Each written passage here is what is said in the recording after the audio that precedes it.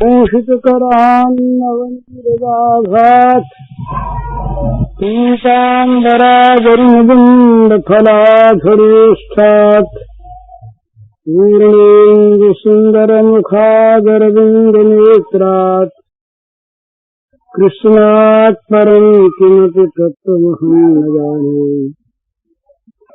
ध्यानाभ्यासवशीकृतेन मनसा तन्निर्गुणं निष्क्रियम् ज्योतिः किञ्चन योगिनो यदि परं पश्यन्ति ते अस्माकं तु तदेव लोचनचमत्काराय भूयाच्चिरम् कालिन्दी पुलिनेषु यत्किमपि तन् नीलं महोधावति श्रीहरिः।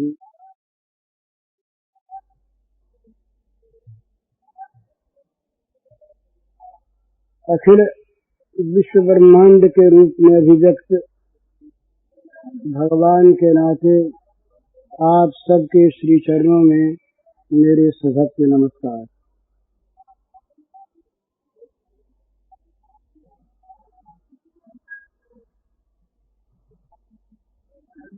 भगवान के दर्शन का विषय कल कुछ चला, उसी विषय की थोड़ी सी बातें और करके फिर अन्य प्रश्न का उत्तर देने का विचार है।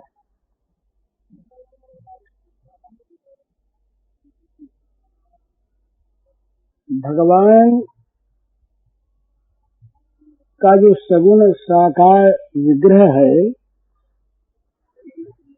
उसके संबंध में दो तरह की धारणाएं हैं।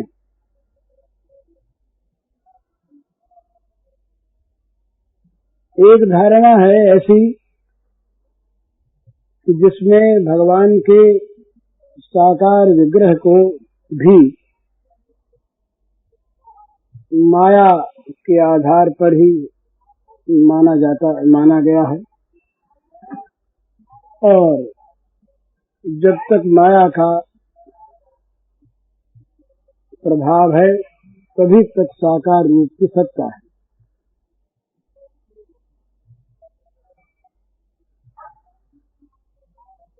वास्तव में उसका कोई अलग अस्तित्व नहीं। दूसरी धारणा यह है कि भगवान हैं वही सच्चिदानंद घन, एक सत्ता, एक रस, नित्य सत्य सनातन वही है, पर उनका जो श्री विग्रह है वो श्री विग्रह माइक नहीं है। स्वेच्छा में श्रीमति भूतमय से कोटि चिदानंदमय देह तुम्हारी दिवस विकार जान अधिकारी। भगवान का वो जो श्री विग्रह है वो सच्चिदानंदमय है, वो उत्पत्ति और विनाश से रहित है, हानोपादान रहित है। वो किसी प्रारब्ध कर्मवश उसका निर्माण नहीं हुआ है, उसका पांच भौतिक तत्वों से कोई संबंध नहीं है, वो दिव्य भागवत विग्रह है। भगवान का विग्रह ये नहीं कहकर ये कहना चाहिए कि वो भगवान ही है।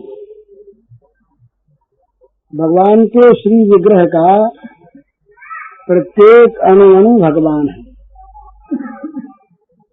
और इसी धारणा को लेकर भक्तों ने भगवान को भजा और उन्होंने अनुभूति प्राप्त की कि वास्तव में ऐसी ही बात है। तो जो भगवान का दर्शन करना चाहते हैं उन लोगों को ये बात ध्यान रखनी चाहिए कि उनके भगवान माया निर्मित नहीं हैं, उनके भगवान अनित्य नहीं है, उनके भगवान कभी बने सो नहीं।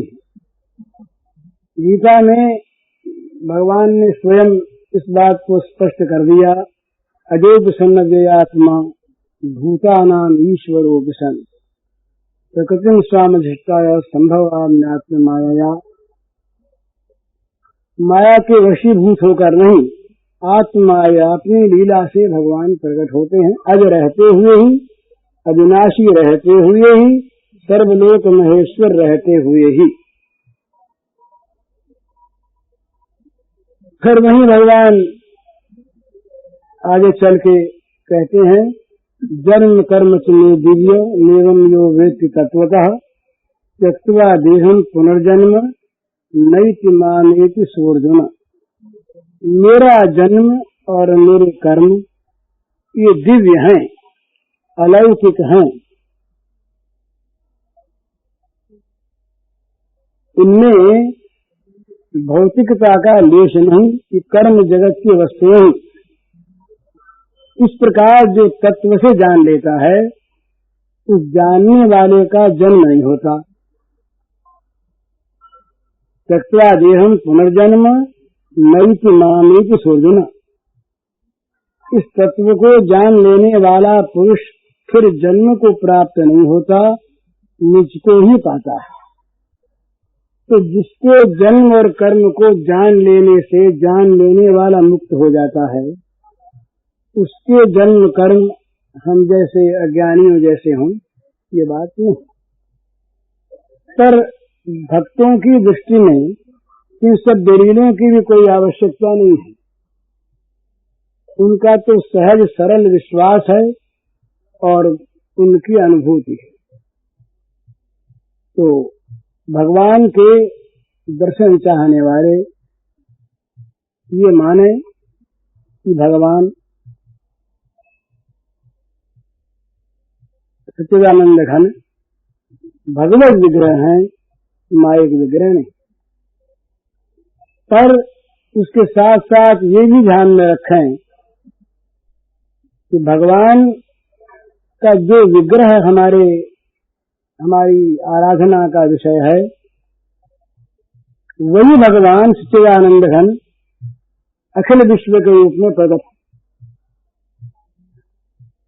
वो एक भगवान के विग्रह की तो पूजा करे और सब में व्याप्त भगवान का जो तिरस्कार करे, उसकी पूजा से भगवान प्रसन्न नहीं होते। ये भगवान कपिल देव के वाक्य हैं श्रीमद् भागवत में। तो जो भगवान हमारे आराध्य हैं, भगवान रामचंद्र, भगवान श्री कृष्णचंद्र, भगवान विष्णु, भगवान नारायण, भगवान शंकर, महादेवी, जो कुछ भी, वही भगवान अखिल विश्व के रूप में प्रकट हैं। वही भगवान सर्वमय हैं और वही भगवान सर्वातीत हैं।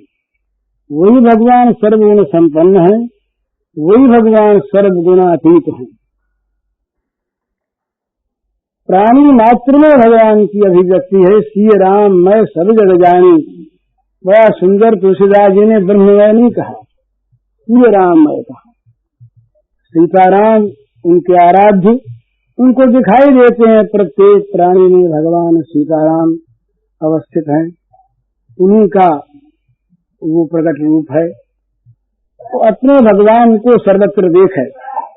और ये सबसे बड़ी मेरी अपनी जो कुछ भी इस विषय में लाभ होने की बात है, वो केवल इन तीन बातों को लेकर के ही है। मुझे कहना नहीं चाहिए अपनी साधना के बाद जीव से भगवान के नाम का जाप, भगवान की कृपा पर विश्वास और सब में भगवान को देखना। तुलसीदास महाराज जी ने विनय पत्रिका में एक पद के अंत में कहा, सकल अंग पद विमुखनाथ, मुख नाम की ओठ लई है तुलसी पर प्रीत एक, प्रभु मूर्ति कृपामयी। सारे अंग इस पद में उन्होंने अपने सारे अंगों के पहले नाम गिनाए और कौन कौन सा अंग भगवान से हटकर कहाँ कहाँ लगा हुआ ये बताया। और बता कर अंत में कहते हैं कि इस प्रकार से सकल अंग पद विमुखनाथ के नाथ, मेरे सारे अंग आपके चरणों से विमुख हैं। मुख ने नाम की ओट ले रखी है और एक विश्वास है तुलसी प्रतीक एक, यही परम साधन। एक विश्वास है भगवान का श्री विग्रह कृपामय है, प्रभु मूर्ति कृपामयी है। तो भगवान को सर्वत्र देखना ये भगवत दर्शन करने वाले का एक आवश्यक लक्षण है। एक जगह भगवान को देखे, सर्वत्र भगवान को न देखे, भगवान आंखों से ओझाए हो जाए तो उसको भगवान का दर्शन ठीक ठिकाने से हुआ नहीं। और साधक के लिए तो ये बड़ी सुंदर एक आवश्यक बात है कि सब में भगवान को देखे। ये दूसरे प्रश्न का उत्तर भी इसमें आ जाएगा और ये विषय भी अपना वही चल रहा। सर्वत्र भगवान को देखने से एक बड़ा लाभ यह है, किसी के साथ हमारा दुर्व्यवहार नहीं होगा। अब हूँ कासों बैर करूं, कहत पुकारत प्रभु निज मुख सो, घट घट हूँ विहरों। घट घट में जब भगवान विराजमान है, तुम किससे द्वेष करें, किससे बैर करें, किसका अपमान करें, किसको नीचा समझें, किसको बुरा समझें, किसको पापी समझें, किसको बैरी समझें। सब में तो भगवान है, सब रूपों में तो भगवान है, सर्वत्र भगवान है, सब भगवान में है, तो भगवान के सिवा कुछ है नहीं। तो इस प्रकार से सर्वत्र भगवत भाव करने से अपने आप विनय, विनम्रता, दैन्य, सेवा, सौहार्द, प्रेम ये सब के प्रति अपने आप होने लगता है, क्योंकि सब में भगवान। और ये बड़ी आवश्यक बात है। भला वास्तव में तो राग द्वेष ही हमको बांधने वाले हैं, हमारे ज्ञान धन के लुटेरे। इंद्रिय सेन्द्रियस्यार्थे राग द्वेषो विवस्थितौ, तयोर्न वशमागच्छेत् तौ ह्यस्य परिपन्थिनौ। ये परिपंथी हैं, राह के लुटेरे हैं। ये हमारे तमाम विवेक को, ज्ञान को लूट लेते हैं और ये प्रत्येक इंद्रिय के प्रत्येक विषय में व्यवस्था पूर्वक बैठे हुए हैं। तयोर्न वशमागच्छेत्, भगवान ने कहा इनके वश में न होना कभी। तो राग द्वेष दोनों ही परित्याग करने की चीज है, पर राग द्वेष का अगर परित्याग न हो सके तो उनका विषय पलटे। भगवत विरोधी विषयों में भगवत न दिखने वाले अपने भाव से द्वेष करे, इस भाव का नाश करे और सर्वत्र भगवत भाव में राग करे, इसमें आसक्ति करे। क्या करें भाई, हमको तो भगवान दिखते हैं, आसक्ति हो गई है, कोई आपत्ति की बात नहीं।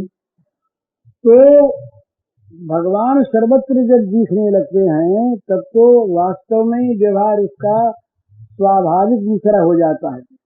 पर साधक को इस प्रकार की मन में एक निश्चित धारणा करके कि सब रूपों में भगवान है, सबके साथ सब व्यवहार करना चाहिए, सबके साथ स्नेह का, यद्यपि स्नेह बंधन है, परंतु सात्विकता के साथ यदि स्नेह का संबंध जोड़ा जाए तो वो बंधन मुक्ति का कारण होता है। जितने भी सात्विक साधन हैं ये बंधन मुक्ति के कारण बनते हैं। पहले सात्विक ज्ञान होता है, तब तत्व ज्ञान होता है। तो इस प्रकार से सबके साथ सद व्यवहार करे, सबका सम्मान करे। ये व्यवहार की बात पूछी थी। 4 बातें व्यवहार में बड़ी आवश्यक है सबके लिए, करके कोई देख ले। सम्मान, सत्य, प्रेम और हित। प्रत्येक प्राणी सम्मान चाहता है, प्रत्येक मनुष्य सम्मान चाहता है। अपने अपने दायरे में सभी एक अहम को लिए बैठे हैं, सब सम्मान चाहते हैं। तो किसी का भी अपमान हम करें, वो चाहे बोल न सके हमारे सामने, किसी कारण से उसके मन में एक शेर सा जाकर के चुभ जाता है, हाय हाय हमको अपमान सहना पड़ा।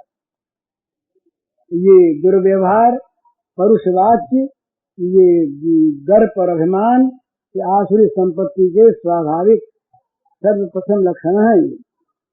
तो इसलिए सबका सबके साथ सम्मान का बर्ताव करे, पर सम्मान छलयुक्त न हो, सम्मान कपट युक्त न हो। ऊपर से हम बहुत मीठे बोलें, ऊपर से बड़ी आव भगत करें, बड़ा सम्मान करें, और अंदर ही अंदर हम उसका बुरा चाहें, या हमारे मन में सम्मान की कोई कल्पना ही न हो, केवल दिखावा हो, तो उस सम्मान से ठीक ठीक हमारी साधना नहीं बनती। जब वो भेद खुलता है तब वो समझता है कि ये तो हम तो सम्मान के फंदे में पड़े, फंस गए इसकी मीठी मीठी बातों में, इसने तो हमें छल लिया। तो ये इससे बचे नीतिकार कहते हैं कि परोक्षे कार्य हंकारम प्रत्यक्ष परिवादन वर्धयतादृशम मित्रम विषकुम्भम पयोमुखम। जैसे जहर से भरा हुआ घड़ा हो और ऊपर से उसके दूध रखा हो मुंह पर, दूध मुहा विष भरा घड़ा। इसी प्रकार जो बहुत मीठे बोलते हैं, बोले ही बचन मधुर जिम्मे मोरा, बड़ा बड़ा मीठा वचन बोलते हैं, बड़ी नम्रता से बोलते हैं। तो नम्रता से बोलना, मीठा बोलना बड़ा आवश्यक होना ही चाहिए, परंतु उसके साथ साथ छल न हो, कपट न हो, दिखावा न हो, और मन में हिंसा न हो, द्वेष न हो, क्रोध न हो। तो वो क्या हो, सत्य सम्मान हो, मन में सत्यता हो, व्यवहार में सत्यता हो। तो दूसरा लक्षण ये सत्य है, सबकी सेवा करने का और उस सेवा के द्वारा साधना करने का। तीसरी चीज है प्रेम। ये बहुत समझने का विषय है। प्रेम के बाद फिर कभी मौका लगेगा तो हो सकती है, नहीं तो नहीं। प्रेम देना जानता है, काम लेना जानता है। यही काम और प्रेम का एक सार्वभौम स्वरूप है। जहाँ लेना है, लेने की आकांक्षा है, वहाँ काम है, और जहाँ देना है, देने के लिए ही जीना है, वहाँ प्रेम है। आप किसी का प्रेम प्राप्त करना चाहिए, अगर चाहते हो तो उसके लिए त्याग कीजिए और उसको देने में प्रवृत्त होइए। देने का आग्रह करिए तो क्या होगा, उसका प्रेम प्राप्त होगा। त्याग ही प्रेम की भूमिका है। त्याग की भित्ति पर ही प्रेम का प्रासाद खड़ा होता है। तो इसलिए प्रेम देना जानता है जो देता है। श्री गोपांगनाएं सबसे ऊंची प्रेम की प्रतिमाएं क्यों मानी गई? वो देना जानती, लेना नहीं जानती। देना जानती, लेना नहीं जानती, और देने को लेना मानती। अपने में देने योग्य वस्तु को नहीं मानती, और बिना दिए ही वो वस्तु मुझे दिया ऐसा मान रहे हैं श्री कृष्ण। तो ये उनका शील है, उनका सौजन्य है, ये गोपांगनाओं का स्वरूप है। इस पर फिर कभी बात। तो दूसरी चीज है, ये तीसरी चीज है प्रेम, और चौथी चीज है हित। आप चुपचाप हित करते रहिए, किसी का हित करते रहिए, उसे बताइए मत। भगवान आपका बदले में हित करेंगे, और जब उसको पता लगेगा तो वो तो आपका सेवक बन जाएगा। तो इस प्रकार से सब में भगवान समझकर सम्मान, सत्य, प्रेम और हित की भावना से सबके साथ व्यवहार करना चाहिए। जहाँ ये होगा, जहाँ देना होगा, आज लड़ाई क्या है? आज के जगत में जो आज का विश्व हमारे सामने है, आप लोगों में बहुत से महात्मा होंगे जो अखबार नहीं पढ़ते होंगे, आज की दुनिया से अपरिचित होंगे, पर मेरे सही आदमी अखबार नवीज बहुत पढ़ता हूँ, देखता हूँ जगत में क्या हो रहा है मुझे पता है। तो आज जगत में जो हो रहा है इसमें दो चीज की प्रधानता है, अधिकार और अर्थ। ये दोनों ही त्याग के विरोधी हैं। अधिकार चाहिए, जरा जरा सी बात पर किसी के अगर मन की न हो तो मेरा अधिकार छिन गया, वो दुखी हो जाता है, और यदि बस चलता है तो क्रोध में आकर के उसका बुरा करने लगता है। ये अधिकार लिप्सा आज हमारा राजनीतिक जगत इस अधिकार लिप्सा से सर्वथा ये प्रभावित है। अधिकार लिप्सा, सारे जगत में अधिकार लिप्सा। दूसरी चीज अर्थ, क्या कहा, आज हम हरेक चीज को अर्थ के दृष्टिकोण पर सोचते हैं। हमें क्या मिलेगा? प्रत्येक वस्तु में, प्रत्येक कार्य में हमारा ये आज गाय की रक्षा क्यों नहीं होती? बोले उससे अर्थ नहीं मिलता। ये इकोनॉमी की दृष्टि से और गाय की रक्षा आवश्यक नहीं, क्यों नहीं? कि कसाई खाने क्यों खोले जा रहे हैं? हमारी सरकार कसाई खाने खोलने जा रही। हजारों लाखों पशुओं का उसमें वध होगा, इन कसाई खानों में क्यों होगा? अर्थ की प्राप्ति के लिए।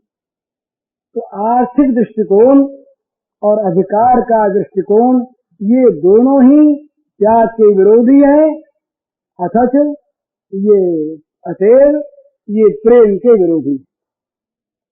आप अपने अधिकार का त्याग कीजिए और दूसरे के अधिकार की रक्षा कीजिए, आपका अधिकार भी रहेगा। भरत और राम लड़े नहीं, क्यों?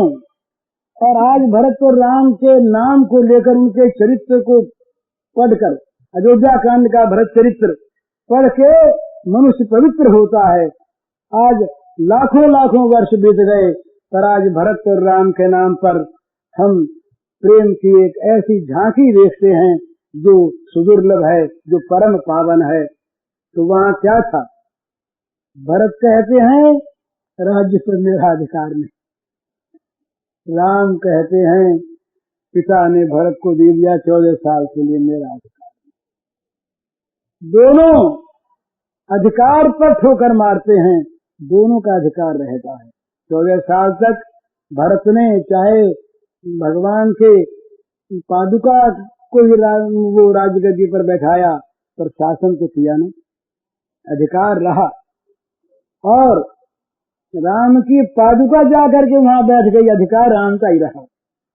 राम का अधिकार नहीं गया, भरत का अधिकार नहीं गया, और प्रेम की वो एक धारा बही जो अनंत काल तक बहती हुई जगत को पवित्र करती रहेगी। ये था अधिकार का त्याग। तो अधिकार के त्याग से अधिकार जाता नहीं, अधिकार लिप्सा से अधिकार जाता है, अधिकार के अनुचित मांग से अधिकार जाता है, और अधिकार के नाम पर झगड़े होते। यही बात अर्थ के संबंध में है। तो दूसरे को अर्थ प्राप्त होता हो उस काम में सहायता करें, दूसरे का अर्थ हमारे पास आ जाए, इस प्रकार की कभी मन में कल्पना न करे, कामना न करे, उसे पाप समझे। आज का जगत ये सच्ची बात कहने की है, हम सभी हम ही हैं। जो कुछ हो रहा है उससे मैं अलग नहीं, हम सभी को है। कोई आकाश से कोई दूसरे नहीं उतरे, कोई नरक से पापी नहीं आए, हम ही सब जो कुछ हैं तो हैं। अर्थ के लिए आज क्या नहीं होता? अर्थ के लिए आज खाने की वस्तुओं में मिलावट होती है, दवाइयों में मिलावट होती है। कोई ऐसी वस्तु आजकल नहीं व्यवहार की जिसमें मिलावट करने से आदमी चूकता हो, चूकना चाहता हो, चाहे स्वास्थ्य बिगड़े, चाहे लोग मरे, चाहे कुछ भी हो जाए। ये क्यों? अर्थलिप्सा। अर्थ के कारण से आज जगह जगह पर नए नए विग्रह हो रहे हैं, कलह हो रही है। क्यों हो रहे हैं? अर्थ के लिए। तो जहाँ स्वार्थ संकुचित होता है ना, तो समझने का विषय है, स्वार्थ जितना विस्तृत होता है उतना पवित्र होता है। जितना स्व विस्तार को प्राप्त है, वसुधैव कुटुम्बकम, सारा जगत मेरा कुटुम्ब है, सारे जगत के प्राणी मेरी आत्मा है, मैं वो हूँ सर्वभूत समात्मानम सर्वभूतानि चात्मनि, सारे प्राणियों में भगवान हैं और भगवान में सारे प्राणी हैं। इस प्रकार की भावना किसी जमाने में थी, हमारे शास्त्रों में है, आज हमारे जीवन में नहीं रही, केवल हम वाचालता से बोलते हैं, है नहीं हमारे जीवन में। तो आज तो हमारा अहम इतना छोटा होते होते वो स्व हमारा इतना छोटा हो गया कि हमारा स्वार्थ गंदा हो गया। जरा से गड्ढे में पानी की कोई कचरा करके रखिए, उसमें कीड़े पड़ जाएंगे, गंदा हो जाएगा, सड़ जाएगा, और उसी को बहा दीजिए, उसी पानी को बहते बहते निर्मल हो जाएगा, स्वाभाविक बात है। तो हमारा स्वार्थ बहुत छोटे से दायरे में आ गए, इसीलिए हम आज अर्थ और अधिकार के गुलाम हो गए।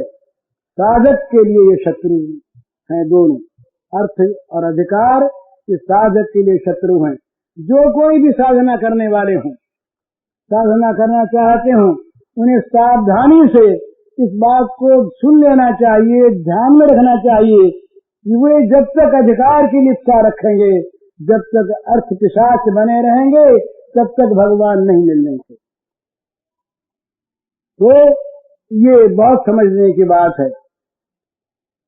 हम चाहते हैं कि दूसरा हमारा अधिकार माने, दूसरे हमारी बात माने, दूसरे हमारे रुचि के अनुसार चलें। हम चलते हैं क्या? हम जब स्वयं अपने को दूसरे का अनुकूल नहीं बना सकते, दूसरे के विचारों में अपना विचार नहीं मिला सकते, दूसरे की बातों के अनुसार अपनी बात नहीं रख सकते, तो हम क्यों आशा करें? क्यों हमें आशा करनी चाहिए? क्यों हमें इस प्रकार का मनोरथ करना चाहिए कि दूसरे सब हमारी बात मान लें, हमारा अनुगमन करें, हमारी रुचि को अपनी रुचि बना लें और हमारी चीज को ही, हमारी बात को ही वो सर्वोपरि मान करके चुपचाप मानते रहें। हम मानते हैं क्या? और खास करके साधक के लिए तो ये बहुत बुरी बात। जब तक साधक दूसरे को अपनी बात मनवाना चाहता है, तब तक उसकी साधना में बड़े बड़े विघ्न आएंगे, आते रहेंगे। जब तक साधक अपनी रुचि पर संसार को चलाना चाहता है अभिमान पूर्वक, तब तक उसकी साधना सफल नहीं होती। जब तक साधक अपने को बड़ा मानकर दूसरों को छोटा समझकर उनको अपने अनुकूल बनाना चाहता है, तब तक साधना सिद्ध नहीं होती। तो ये साधना के लिए खास बात, आशा करे वो दुखी होगा, आशा किसी से न रखे और दूसरे की आशा को यथासाध्य पूर्ण करे। ये व्यवहार भी सुंदर और इसमें भगवान की प्रसन्नता। आशा ही परमम दुखम नैराश्यम परमम सुखम। आज का जो आशावाद, आकांक्षावाद, ये क्रांतिवाद, ये भौतिकवाद, ये चाहे जितने वाद हो जाएं, ये वाद में विवाद बढ़ता रहेगा, वाद में हिंसा बढ़ती रहेगी। इन वादों से कभी शांति जगत में हुई नहीं, होगी नहीं, हो सकते नहीं। होगी कभी शांति तो आत्मवाद से होगी या ईश्वरवाद से होगी। ये बात निश्चय कर लेने की है। और साधक के लिए ये खास बात, साधक को तो अपने आप को देखना है, निरंतर देखना है, बड़ी सावधानी से जीवन को चलाना है।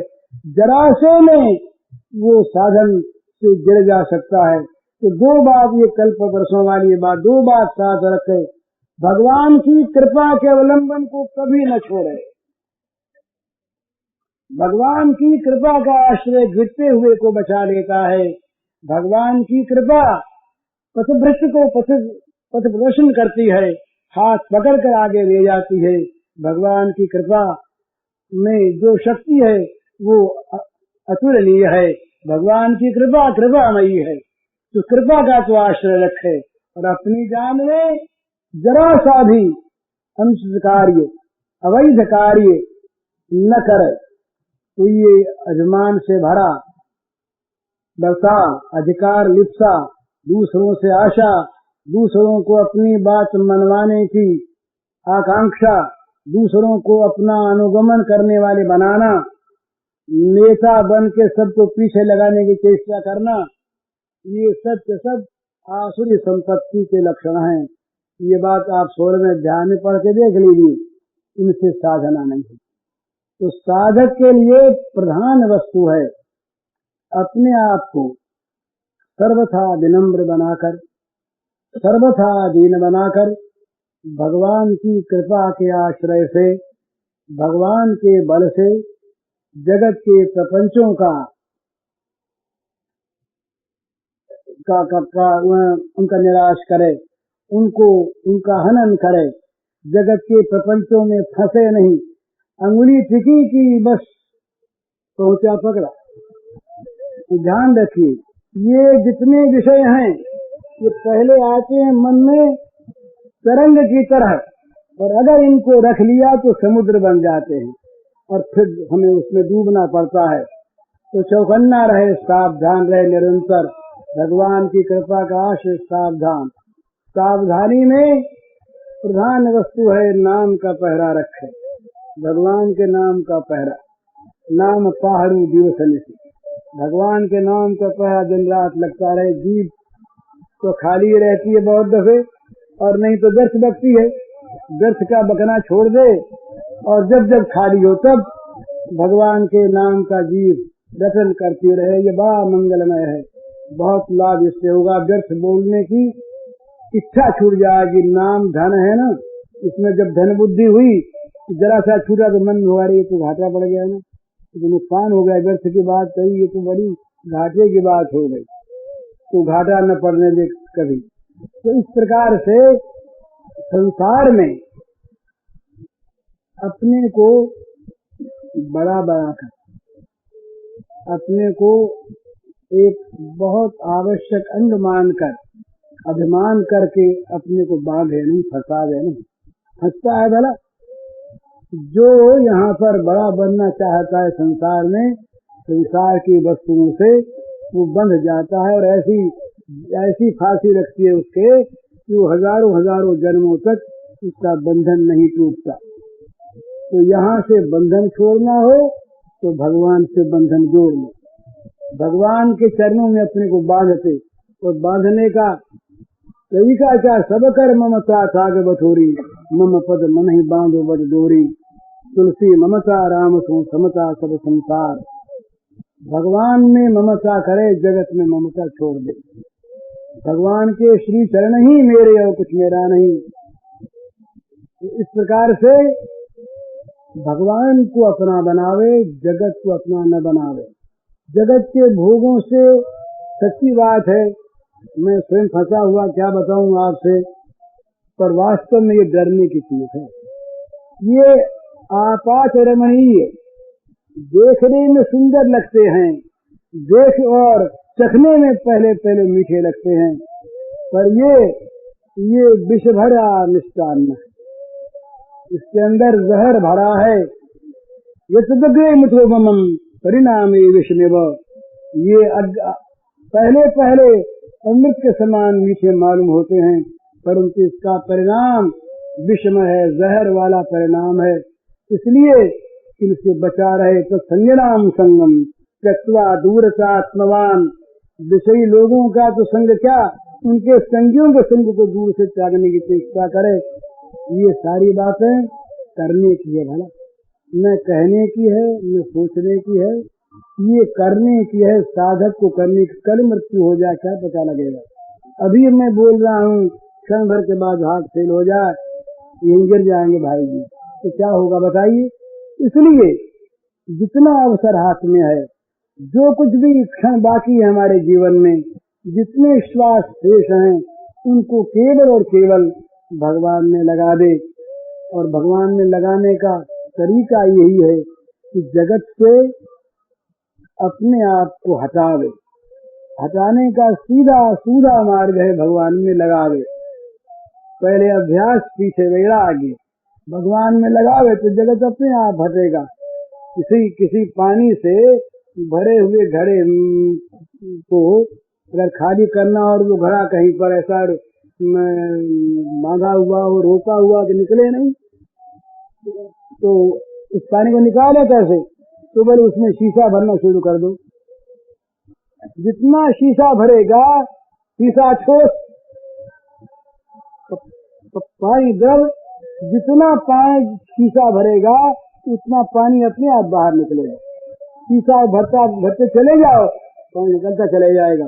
तो जीवन में भगवान को भरते जाओ, जगत निकलता जाएगा। जगत पोल है, भगवान ठोस है, कूटस्थ है। भगवान ठोस है और जगत पोल है, तो पोल ही पोल है, सारा पोल खाता है। ये असत की सत्ता, भगवान की सत्ता जो सब सत्तावान है, परम जगत को जहाँ अलग मान करके उसको सत्ता वाली वस्तु मानते हैं, वो असत को सत्ता देते हैं जो है नहीं। नासतो विद्यते भावो ना भाव विद्यते सतः। जो असत है वो कभी है नहीं, तो असत की सत्ता क्या देगी हमें? जो है ही नहीं वो क्या देगा? तो जगत से अपने आप को हटाने का तरीका क्या है? भगवान में अधिक से अधिक लगावे, अपने मन को, अपनी बुद्धि को, अपने इंद्रियों को, अपने कार्यों को अधिक से अधिक भगवान के साथ जोड़ दे, जिससे जगत से अपने आप टूट जाए। तोड़ने क्यों टूटेगा? बोले जगत को छोड़ो तो ज्यादा याद आवेगा। छोड़ो नहीं, भगवान से जोड़ो, भगवान से मन को जोड़ो, भगवान से बुद्धि को जोड़ो। प्रत्येक क्रिया में भगवान का संबंध जोड़ लो, बस जगत अपने आप हटेगा। उस प्रकार इसमें अंधकार नहीं रहता ना भला, ये नियम है। प्रकाश जहाँ आया वहाँ अंधकार मर जाता है। अंधकार को ये कहने की गुंजाइश नहीं रहती। बोले मैं अमावस का अंधेरा और रात भर रहा, तो रात भर जब मेरा कब्जा रहा तो कुछ देर तक तो मैं और रहूंगा, ये नहीं कह सकता। हजारों युगों का अंधकार कहीं पर हो, चाहे प्रकाश आते ही अंधकार की मृत्यु हो जाती है, अंधकार मर जाता है। इसी प्रकार भगवान हृदय में अगर ठीक ठिकाने से आ जाए तो वो दिखने लगे। जो जगत सारा का सारा वो तो एक माया का खेल है ना, ऊपर की चीज है, ये तो बिना बने दिखती है भगवान की लीला से। तो ये बस इसमें विलीन हो जाएगी और भगवान रह जाएंगे। तो अधिक से अधिक भगवान में जोड़े।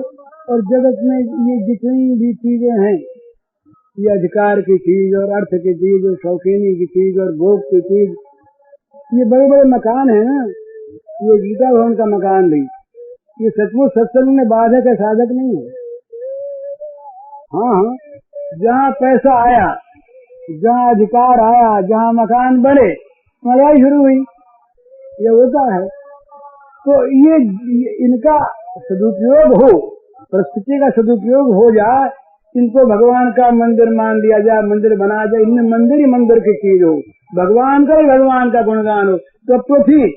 और ये मकान मेरा अच्छा और उसका मकान अच्छा नहीं, इससे मेरा अच्छा बनना चाहिए, मेरे मकान का बाहरी शो अच्छा होना चाहिए।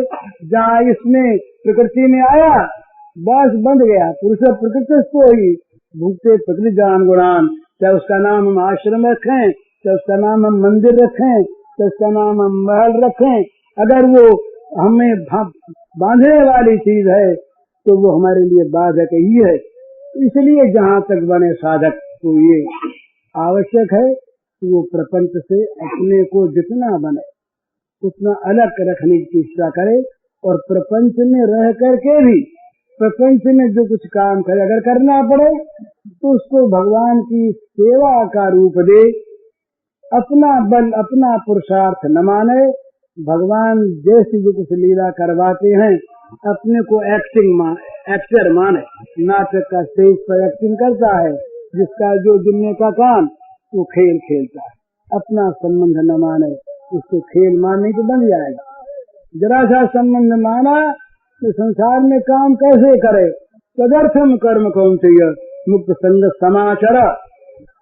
काम करे भली भांति, कहीं खेल बिगाड़े नहीं, पर कहीं काम में और काम के फल में आसक्ति हो नहीं तो क्यों करे? ये भगवान की सेवा के लिए करे बस। तो प्रपंच में अगर रहना पड़े तो उसको भगवान की सेवा का रूप दे दे, और नहीं तो प्रपंच से अलग रहकर दिन रात भगवान के भजन में अपने को लीन कर दे। ये भगवान का भजन ही जीवन का एकमात्र परम कर्तव्य ये उपदेश देना बोलना ये महात्माओं का आचार्यों का तो काम है, पर हम जैसे लोगों का काम नहीं है। तो व्यवसाय बन गया, ये बुरी चीज। फिर वासना जाग उठती है, हम बोलें तो फिर मन में आता है। मैं अपनी बात कहता हूँ, मैं जब बोलता नहीं था बड़ा अच्छा था, लोगों की सुनता था तो बड़े चाव से सुनता था तो उनकी बातों को मानता था। फिर लोगों ने कहा कि भाई कुछ बोला करो, इसमें तुम्हारी अच्छी बातें मन में आएगी, तुम्हारा भी लाभ होगा, जगत का भी लाभ होगा। तो बोलने लगा, बोलते बोलते फिर ये मन में आया कि हमारा बोलना लोगों को कैसा लगा। अब लोग आ गए सामने, हमारा बोलना अच्छा लगा कि नहीं। अरे हमारे व्याख्यान से परिपुष्टि, जैसे कीर्तन करने वाले पूछते हैं पीछे बच्चों की कीर्तन कैसा लगा, प्रेम आया कि नहीं। अरे इन लोगों को आया क्या ना आया, तुमको आया कि नहीं, देखना तो ये है। बोले हम ध्यान कर रहे थे, लोग सो रहे थे, तो लोगों का सोना देख रहे थे कि ध्यान कर रहे थे। तो ये सब मूर्ख की बातें हैं, मनुष्य में आती है। तो ये बोलना भी अगर बोलने के लिए हो, भगवान का गुणगान करे, ये साधना है, ठीक, ये बड़ा अच्छा भगवान की सेवा है। पर यदि बोलने के लिए बोले, जैसे मेरे जैसा आदमी बोलता है, तो वो जो बोलना है वो बोलना भी साधन में विघ्न है। ज्यादा न बोले, और जहाँ विवाद का मौका हुआ तो पहले हार जाए, वादो ना बदल बाहुल अवकाशात सूत्र नारद जी के। साधक विवाद न करे, तर्क न करे। बोले तुम नहीं जानते, बोले बिल्कुल नहीं जानते, तुम मूर्ख मूर्ख तो है, छुट्टी हुई। अरे मूर्ख माने हमारा बिगड़ क्या गया, गाड़ी देने से नहीं लगती, लेने से लगती है।